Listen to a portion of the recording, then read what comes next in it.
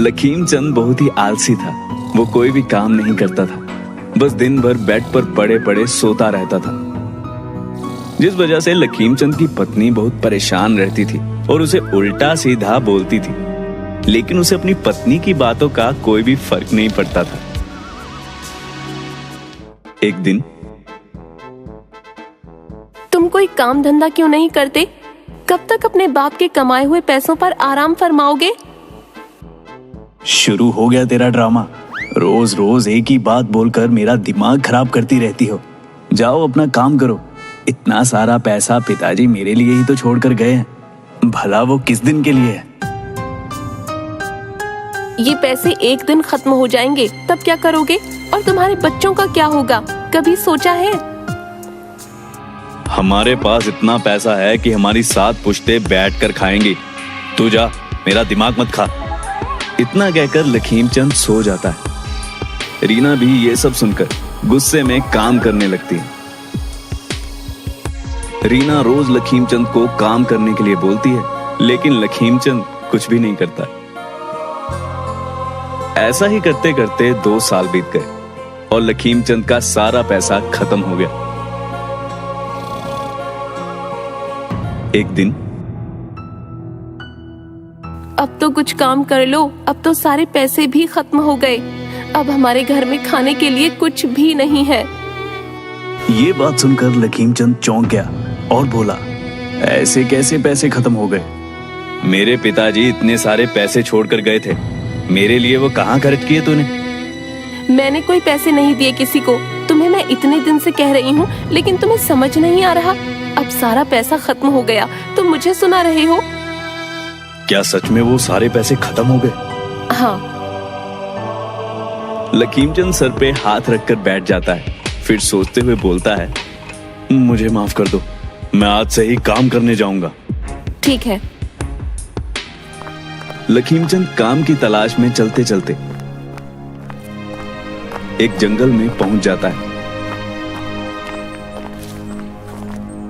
बहुत दूर चलने की वजह से लखीम चंद बहुत थक जाता है और आराम करने के लिए एक पेड़ के नीचे बैठ जाता है। और थोड़ी ही देर में लखीम चंद की आंख लग जाती है। अचानक वहां घोड़े की आवाज आती है, जिसे सुनकर लखीम चंद उठ जाता है और थोड़ी दूर जाके देखता है तो उसे झरने के पास 4 लोग दिखाई देते हैं। ये देखते देखते लखीम चंद उनकी बातें सुनने के लिए झाड़ियों के पास छिप जाता है। उन 4 लोगों में से एक व्यक्ति बोलता है कि जाओ तुम लोग, मैं अभी सोना लेकर आता हूं। ये बात सुनकर वो सब वहां से चले जाते हैं। तभी वो व्यक्ति इधर उधर देखते हुए झरने के पास जाता है और एक जादुई मंत्र बोलता है, पानी पानी खोल दे अपनी कहानी। ये मंत्र सुनते ही झरना 2 अलग अलग भागों में बंट जाता है और एक सोने की गुफा बन जाती है। वो व्यक्ति गुफा के अंदर जाता है।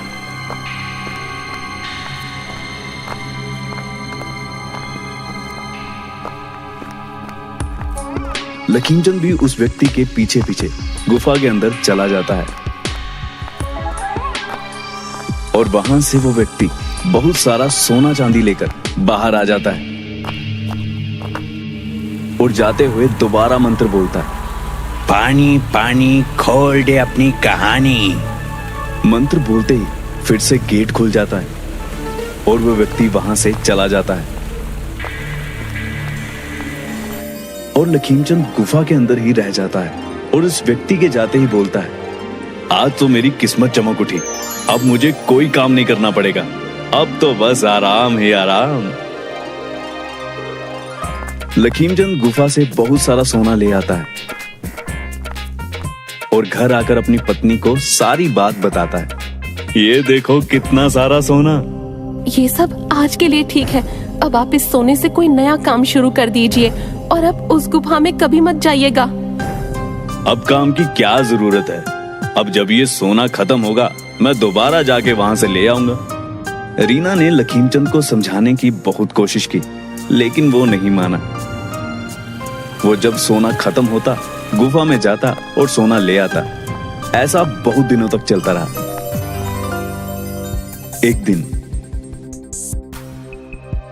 क्यों ना मैं ऐसा करता हूं कि ये सारा सोना एक साथ ले आऊं।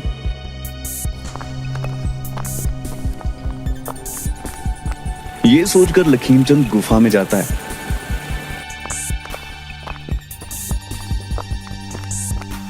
और सोना इकट्ठा करके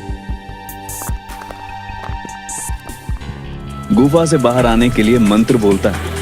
वो इतना खुश होता है कि मंत्र भूल जाता है और हर बार गलत मंत्र बोलता है। पानी पानी तेरी कहानी।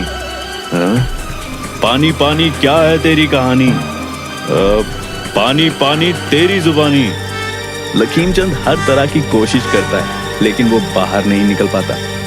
वो रोते रोते एक कोने में बैठ जाता है और बोलता है, काश मैंने अपनी पत्नी की बात मान ली होती और लालच ना किया होता तो आज मेरे साथ ये नहीं होता। लखीमचंद अपने लालच के चलते उसी गुफा में फंसा रह जाता है। हर रोज वो गुफा खोलने की कोशिश करता लेकिन वो हर बार नाकाम रह जाता।